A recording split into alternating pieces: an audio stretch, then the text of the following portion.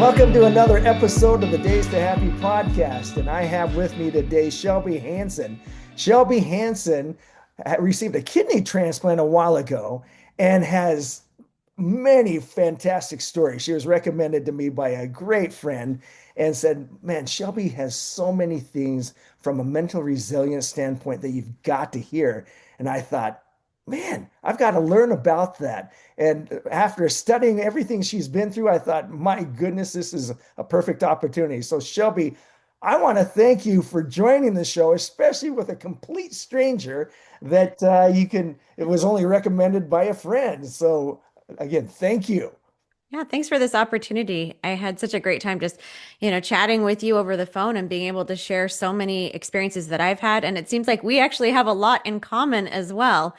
But mental health is something that is at the forefront of what I focus on every day. And so when I heard about your podcast, I was just thrilled to be able to hopefully add to this body of work that you are putting out there to help people to not feel so alone and to give you some really practical tools and tips for what to do when life goes sideways on you. You are a rock star. Thank you for being willing to share all that. And I say rock star because the things that you overcame, I mean, the fatigue is one thing, but then going through the transplant itself and then the aftermath of that, I'm wondering if you wouldn't mind giving the background on that Yeah. story and taking through initially what led you to this point of becoming the coach and the awesomeness that you do in that work. Yeah, absolutely. And, if there's anything that you want to stop and tell me, have me clarify on, please, for sure. Go ahead and do that. I'll just start off with saying just a couple things about me. Something about me is that I'm the oldest daughter of four girls in my family. And so I've always been the overachiever, the one that's always like trying to get everything done, take care of everybody, and do it with a smile. And I like to have fun. I like to do a lot of things. My husband's active duty Air Force. He's about to retire, and we've been on tons of adventures. So I will just start by saying that there was a point when we were living in Japan where I had my third baby there. She was 6 weeks old when we moved across the world, across to Alabama, across the country, back to California, and then across the country again to Florida, all before she was 1.5 years old. Oh my goodness. That's a lot of moving. It was a lot of moving. And I'm somebody that loves adventure. I love doing the next new thing. I love learning new things. But by the time I got to Florida, I was just really, really exhausted. And I had a lot of fatigue, a lot of nausea, and I'd been to doctors before, and I just figured they were going to say, yeah, you're a mom with three little kids. And so I didn't really go to the doctor, and I just kind of lived with this new normal. And about a year and a half after being in Florida, I went to get a life insurance policy because I'd gotten one when we were living in California. I was Mhm. paying $50 a month and my husband was paying $25. And I was like, that's not fair. I paid twice as much as him. So I went to get it renewed and they came and did a blood draw and I got a letter in the mail. Funny enough, while my husband was in Japan, I got a letter in the mail that I had been denied life insurance and I had no idea why. I called a nurse friend, told her what was going on with the labs, and she's like, you need to go to the hospital right now.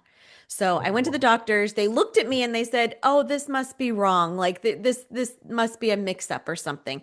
So they drew my blood and then the next day my phone was on silent in my bedroom and I went in like midday and I had like 20 missed calls because the oh doctors were trying man. to get a hold of me because they were like, "You're not okay." So I walked in. They told me that not only was I stage four kidney failure, that I also was so anemic that they almost gave me a blood transfusion on the spot.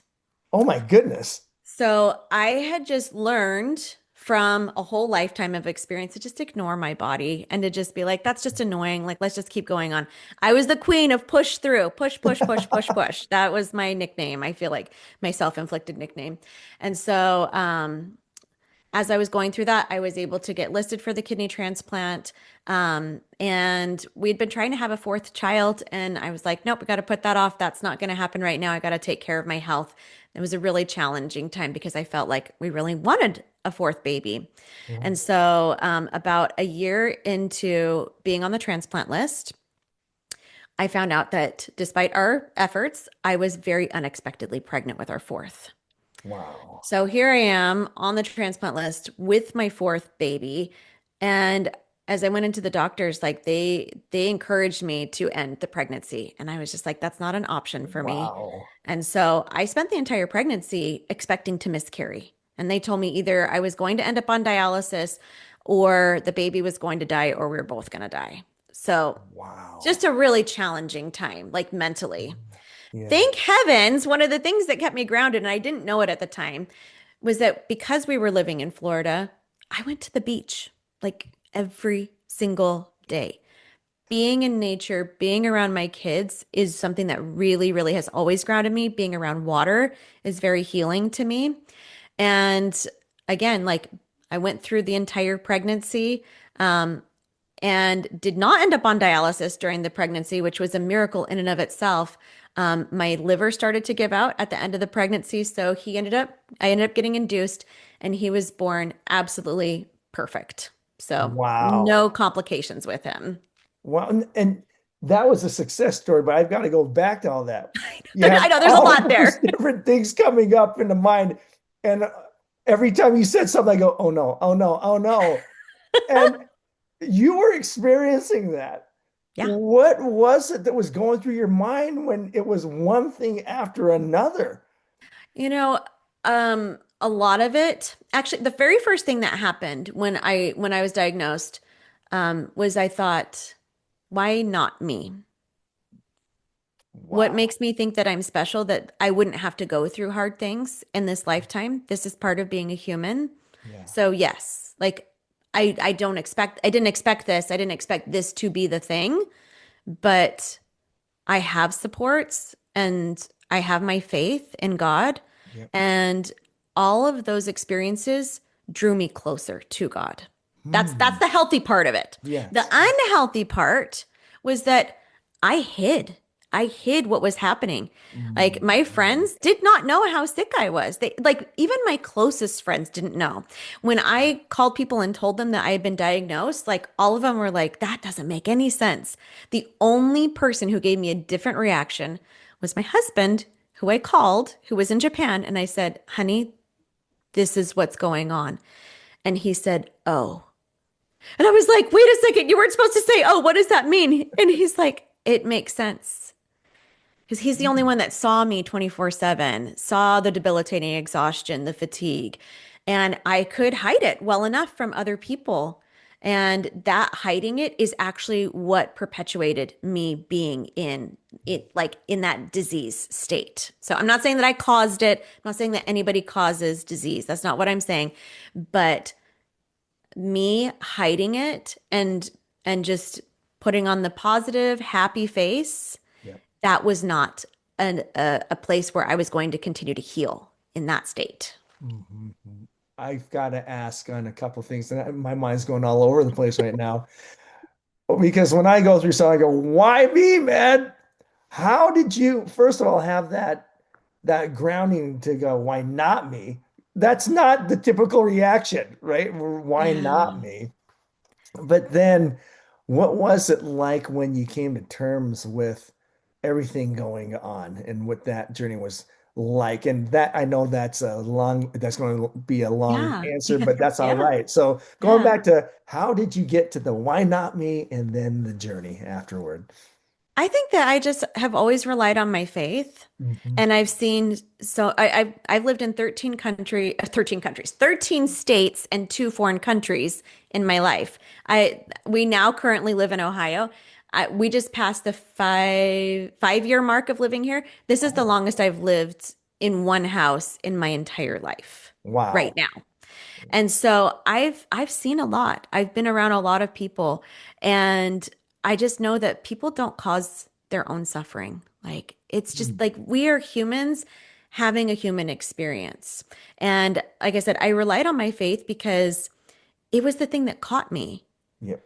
And I will tell you, there was one time my husband had come back from his business trip in Japan, and we were driving to the doctors. They had told us to go there. They were like, "Let's like you need to come here right now. We need to talk to you," because we still didn't know why I went into kidney failure. I also neglected to say I was 31 years old when this happened. Oh my, So 31. 31. Good night. So, and I just remember the drive. It was about a half an hour drive to the base.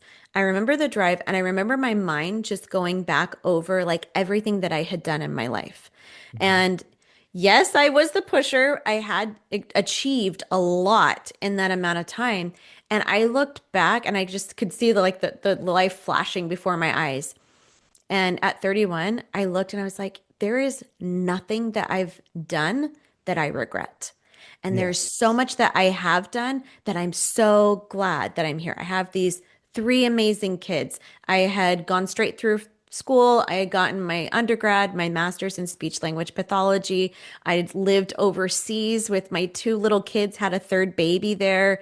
My husband was thriving in his Air Force career. I was able to support him that way.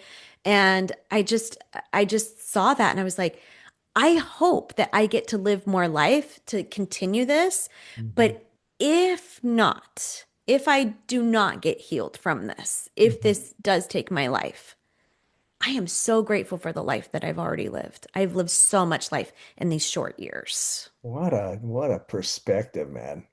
Really, that's when you say grounded, that's something that I know at that age I would have gone, well, I would have been a mess. I was a mess too. There was that too.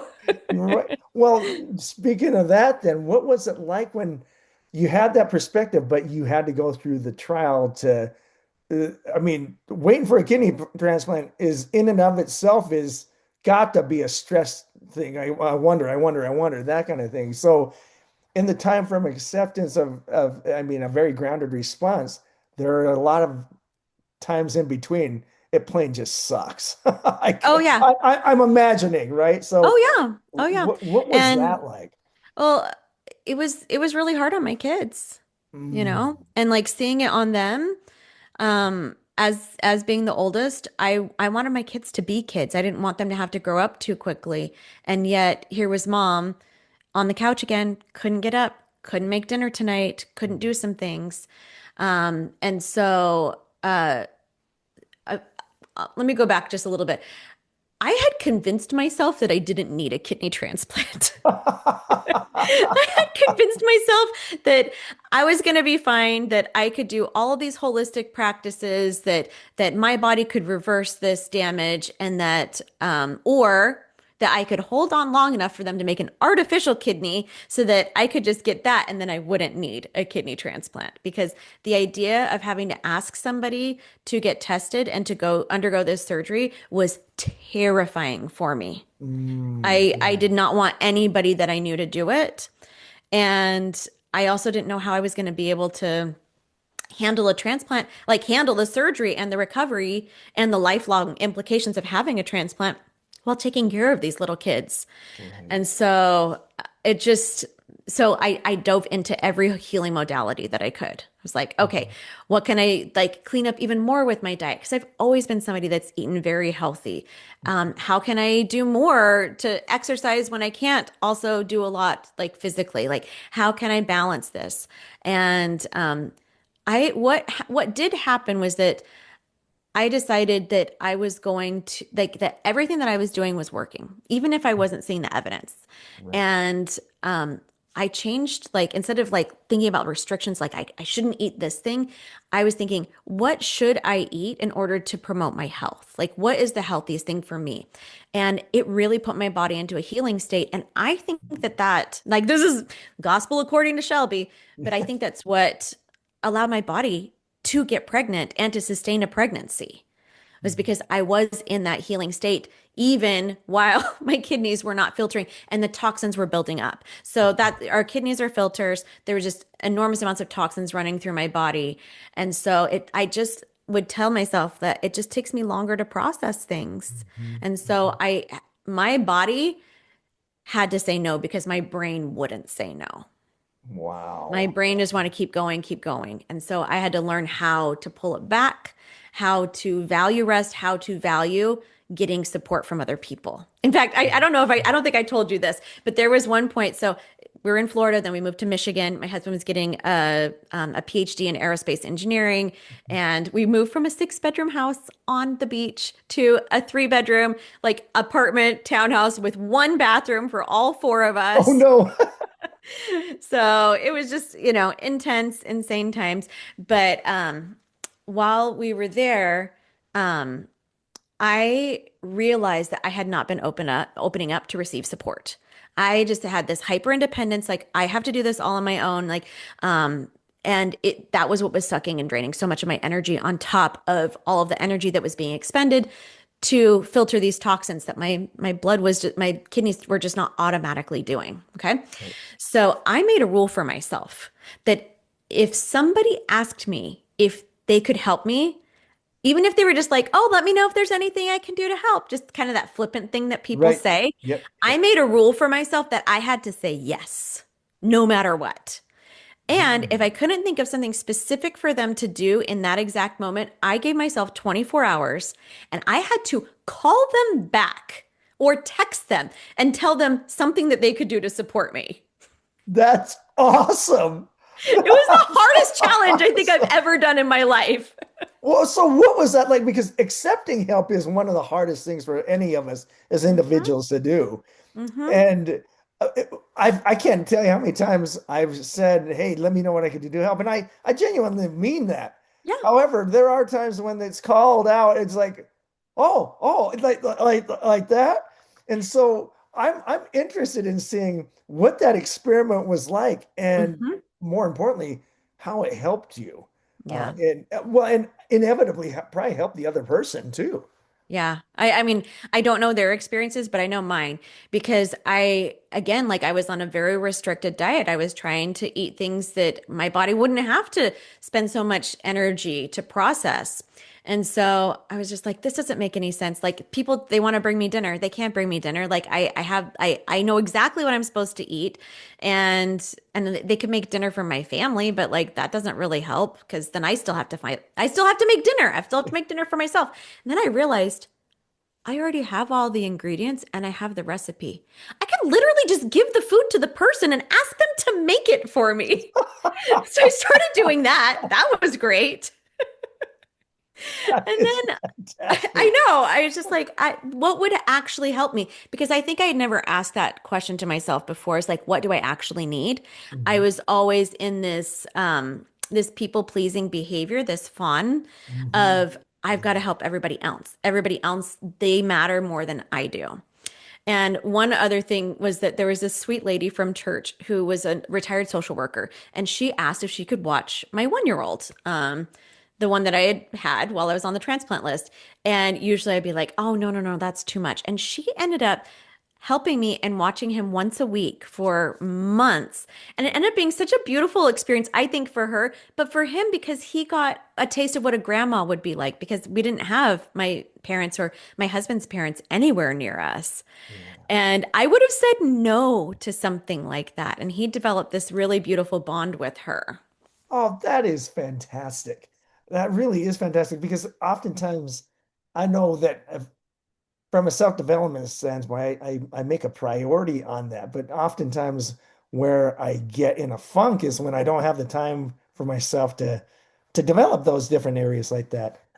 And getting out of that was just hearing that when I asked it what the impact on the other person was, I can't imagine what that in place grandma, I what I'll call her know. right now, Yeah. I can't imagine what impact that had on her as Hmm. well. And that's why I asked earlier. And so, my goodness, what did that do for your, well, mentally, Okay. at least? Yeah. Yeah.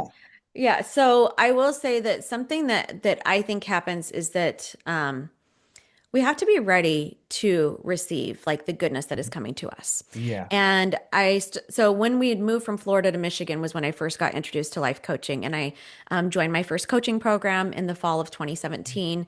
And it just opened my eyes that I had a choice of how I viewed every single situation. I had been viewing a lot of it from a victim mentality when I was grounded and Mhm. in a more present reality I could see like from a higher elevated perspective.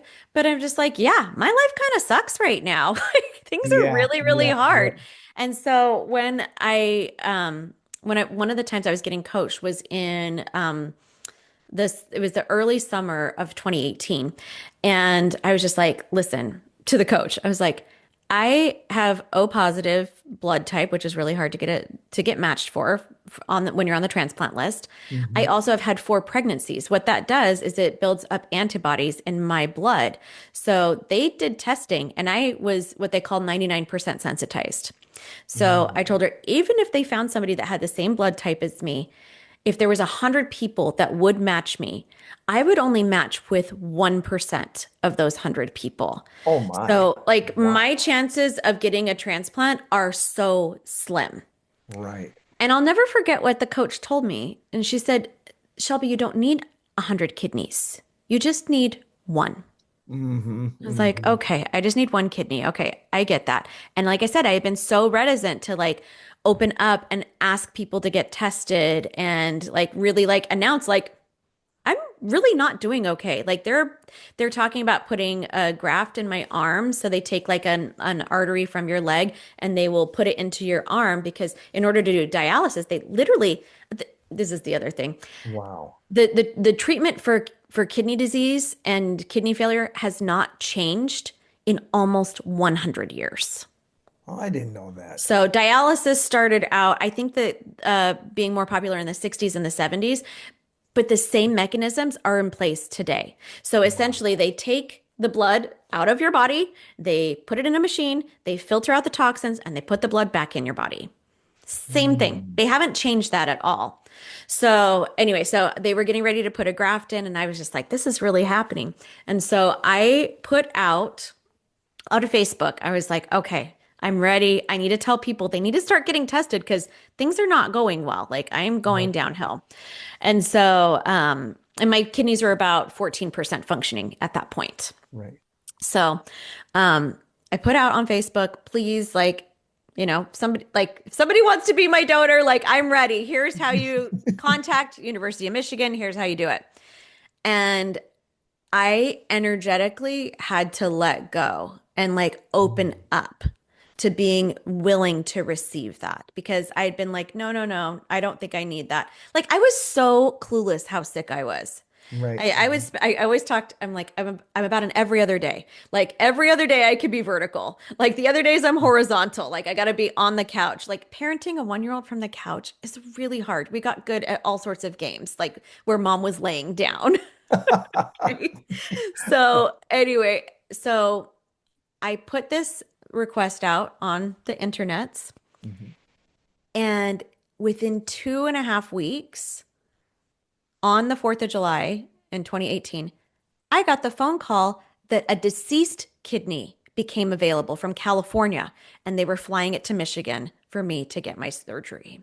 That's amazing.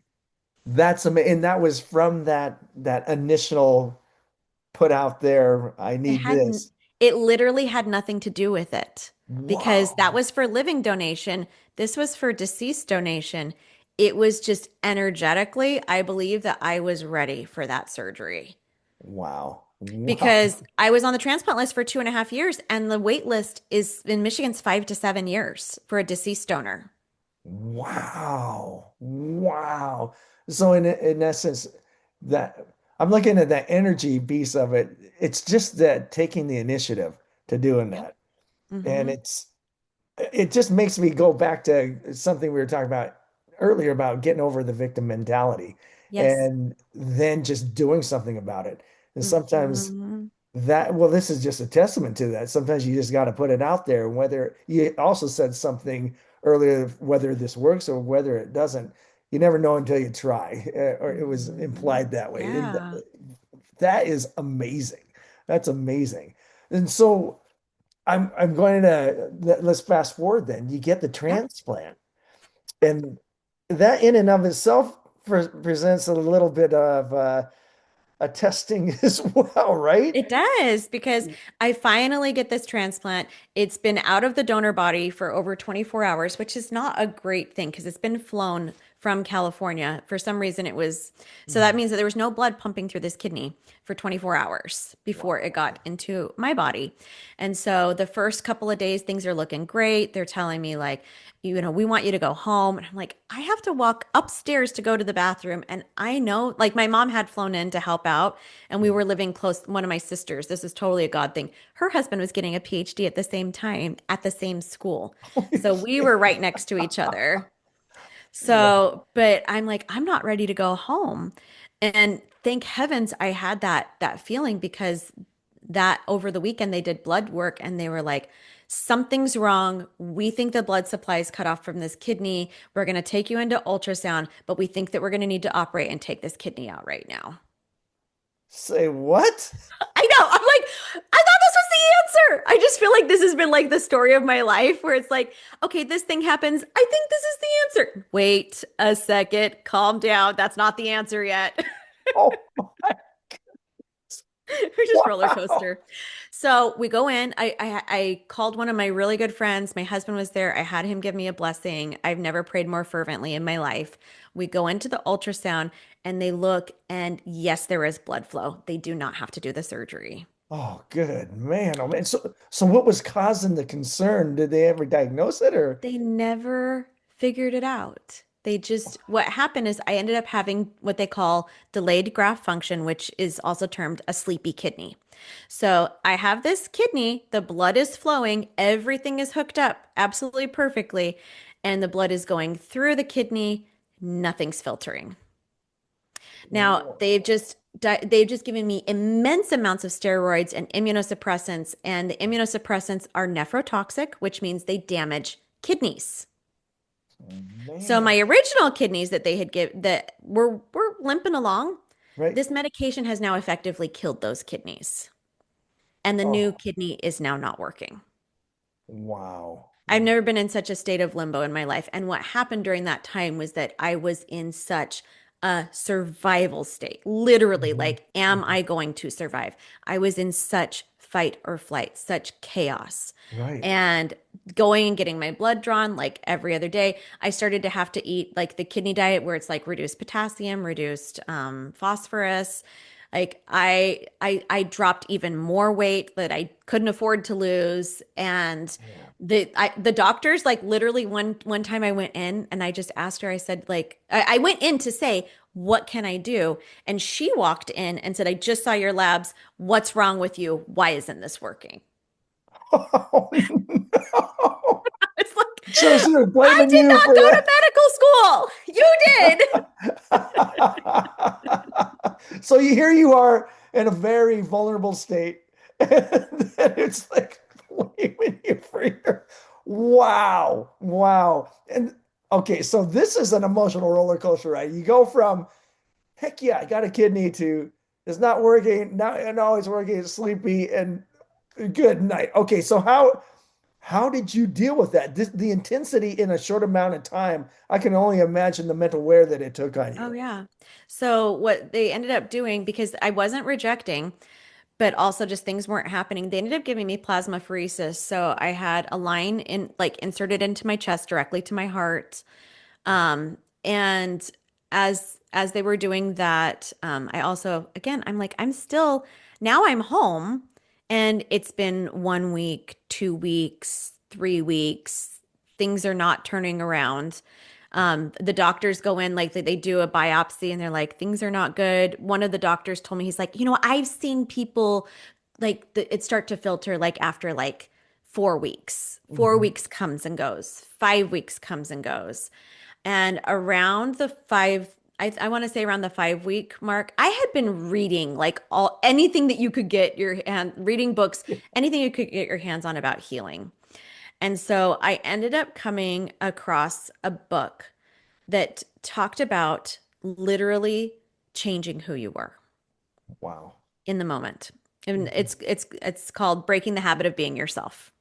Oh, I like that. I know. And so I started to actually visualize my kidney already being healthy. the cells being accepted into my body. This is not something that the doctors had told me to do. Hmm. And I started to come from the place of wholeness when all of the information that would say you were very sick and you were getting sicker, that is just right up in my face. Mm. And I started to decide that's not actually my reality. That is what I have been doing. I'm going to come at it from because whatever I was doing wasn't working. I got to do something radically different. Right. And so what happened was instead of staying in this fight or flight survival state, I accidentally taught myself how to get into rest and repair, That's fantastic. where I allowed my body to do what it had always wanted to do. It always wanted to heal. When we're stuck in fight or flight, there are physiological consequences to that. Our body's cells are not able to repair themselves when we are in that chaos, when we're so bought into the fear, which rightfully so, like I had a lot of reasons to be afraid, but it wasn't healing me. It wasn't helping me. And Mhm. so I started doing that, and 6 weeks came and went. The seventh week, almost 49 days after my transplant, I finally got the results that my creatinine, which is the toxin level, finally started to drop. Wow. How many weeks did you just say there? 7 weeks. Good night. 7 weeks. 7 weeks. What I find interesting about that timeline is here you have all these intense emotions. Oh, yeah. And and not only your intense emotions, I'm sure it was the family effect as well. Hmm. But then coming to understanding that there's certain things that you could do from a mental aspect of it. Yes. That's pretty neat to see how that ties in so well. You hear it over and over again that mental in order to do the physical and vice versa. But to hear how it impacted you is very revealing about how connected that really is. Mhm. Um, call it call it whatever you might be, but I'm just looking at how important that was as I'm processing this myself because I don't know if I could have taken that up and down swing myself. I wasn't Wow. doing great. I was not doing it perfectly by any means. One thing I haven't said, but needs to be said, is during that entire time, I have never, ever in my life felt closer to Jesus Christ, Yeah, yeah, felt yeah, closer to God. Even yeah, though my body was in a fight, yeah, I felt the constant presence of the Spirit. yeah. And when I was in just debilitating amounts of pain, the Yes. only thing that could touch it was music. Mm, So I'd just be laying in bed, and the music would allow my body to be able to, for a moment, have some respite, have yeah. some, and it was always like um, any sort of songs that just taught about the gospel of Jesus Christ. That You was know, always what it was. what I find interesting is you bring up a belief, you bring up religion in this Mhm. category, this place. Absolutely. And what I find interesting is that even those that might not believe in a higher being or what have you, Yeah. there's something that comes through, well, they'll say yoga or meditation or Hmm. anything like that. Yeah. It's amazing how then you tie in something that's very spiritual in Hmm. nature to nurture up the mental aspect of it, because ultimately that falters as well. And the physical, I mean, I'm getting old. I can actually feel all kinds of things. But to your point, when I listen to a good song, and this is a funny thing because I'm religious. I have friends that aren't. And Hmm. Me too. yeah, and we rip each other. But when there's a common song, I'm glad you brought up music. It's amazing how it connects us to something that isn't really a physical or a mental, but at the same time is good for, it's funny how they say good for the soul, right? And it It really is. is. And it really enhances everything else. So I always go call it kumbaya or whatever, but it does Well, the work. mind-body connection is real. Yes, Like yes. we're in fight or flight, and like literally like our energy gets diverted to our Mhm. extremities to be able to fight what's going on or Yeah. to run away from it.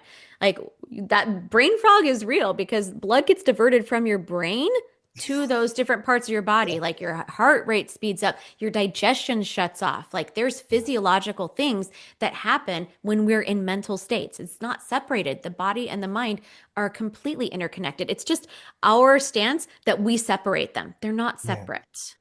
Wow. And that's why I'm glad you brought in the spiritual realm because Mhm, it really does do something. Again, whether it's religious or meditation, whatever it might be, I don't know mhm. what people will call it, but there is Yeah, that connection. And man, for the first time, you helped me realize physical, mental connection. That's the spiritual piece of it too, right? it And is. that's cool. That's cool. Mhm. Thanks for helping me have my own epiphany just right now. Good grief, you're a good coach. I'm a good coach. I did all of these things by accident is really what Mhm, happened. I say by accident. I definitely was open to the learning, mhm, but it mhm. wasn't really until years later that I understood what happened. In fact, I didn't even tell that part of my kidney transplant story for years because I was like, that's weird. Like I told people that I was like whole and then like I was like pretending that my cells were working and then it happened. Like that's strange. Like that's weird. And then I love studying about our brains. Uh-huh. I'm a speech language pathologist by trade, so like I love neuroscience, I love neuroanatomy. And so as I dove more into coaching once there's so many more things that I could tell you about health and healing. But as I dove into it, I realized that the neuroscience backs up what I was doing. And so there is a method to it. It's not just this like, oh, this just accidentally happened. No, it makes sense because when we stop believing the lie of fear and separation, Yeah. all that's left is love and connection. And our bodies want to love. They want to connect. They want to be healthy. And we Mhm. and we just we think that we're separate. We think that we're broken. I used to think that my body was broken, and I realized, Mm. oh my gosh, I've been trash talking my body this whole time when all she's wanted to do is live. Huh. She's done her very best, given some very challenging circumstances. And I know that I've already told you, but we still don't know why I ended up having kidney failure. Like I Mhm. got genetic testing done. I had a soft diagnosis of a genetic syndrome a couple summers ago. I went back to get retested, and they said, you don't have any evidence of that. Wow. And the person that diagnosed me with the genetic syndrome is Alport syndrome for anybody geeky out there.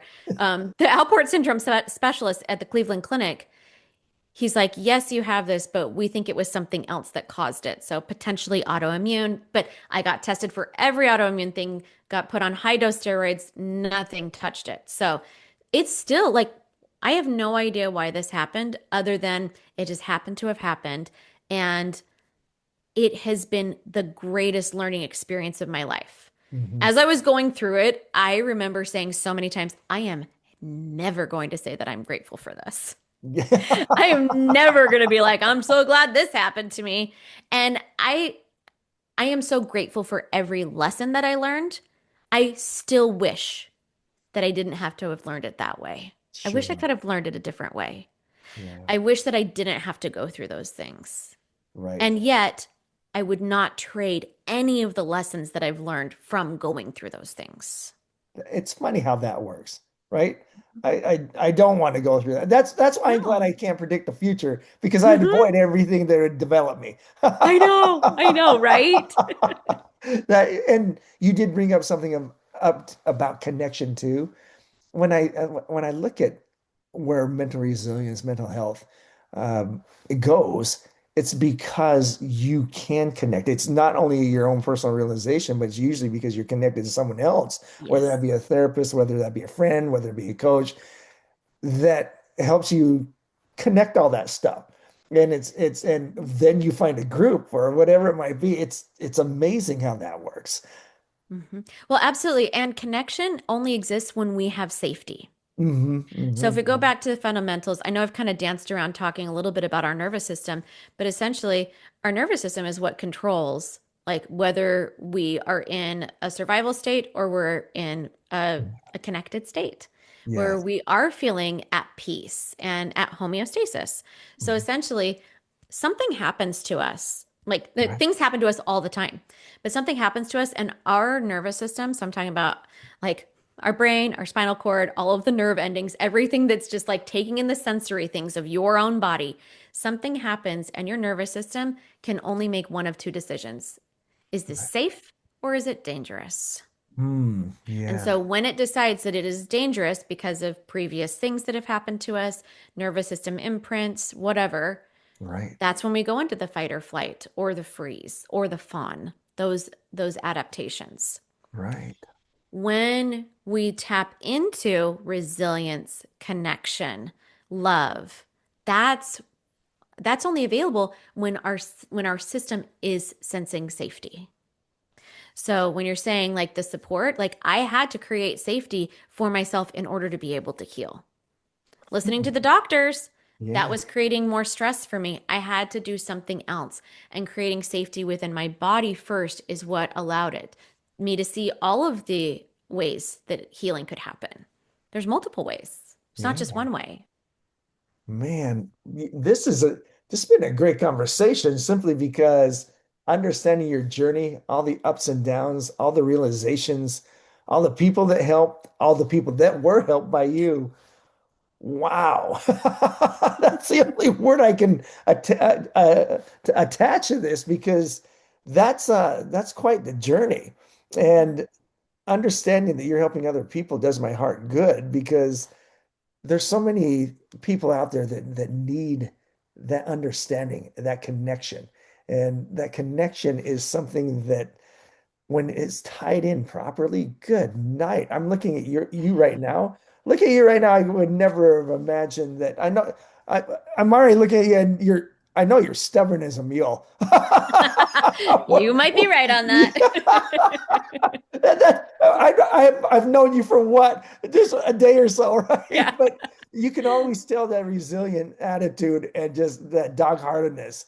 And man, I want to thank you for sharing that, for that story, because sometimes that's really what it takes. And if it's not there, the connection is so incredibly vital. I'm just looking at the times that I didn't want to talk to anybody. And I Mhm. realized that Yes. that was my own detriment. It really was. So thanks for helping me realize a lot of great things. It's a really great realization for myself. Yeah, and I'll just point one of the things that you just said about like when we do feel like we want to isolate and we don't want to connect with other people, one of the most helpful questions that helped me during that time, because I felt the same exact way, is I would ask myself, what is the most kind, loving thing I could do for myself right now? Like just asking and then answering it. And most of the time when I was like in that debilitating point was like, you should get a snack. You need to go pee. Go drink some water. Right. Oh my goodness. But then like turning it into I'm connecting, I'm listening, what do I actually need? Let me find a way to get that need met. Like that's what helps to be able to find the connections that are there that we can't see when we are in that fear state, when we're in that survival state. Oh man, thank you for sharing your story. This has been tremendous, and for that final piece of cancel. Uh, Fantastic stuff. Yeah, well, thank you for having me. I'm very excited about what you're doing with the podcast. And I just hope that if there's anybody out there that is struggling with your mental health, realize that there is so much more connection there than you recognize. And I'm like, you've got Maurice, you've got me. So we're always willing to hear people's stories.